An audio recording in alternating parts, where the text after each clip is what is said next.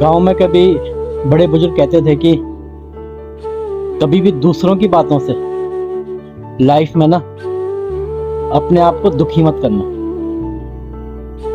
लोग तुम्हारे बारे में क्या सोचते हैं ये उनका मैटर है। तुम क्या कर रहे हो ये तुम्हारा मैटर है। पूरी दुनिया में सब तुम्हें पसंद करें ये तो हो नहीं सकता। अगर लोगों की बातों पे ध्यान दोगे ना तो अपनी लाइफ को आप लोग उलझाते रहोगे। सच तो ये मेरे भाई, जो अपने डिसीजन पे चलता है ना, भले वो कुछ ही टाइम के लिए दुखी हो सकता है या परेशान हो सकता है,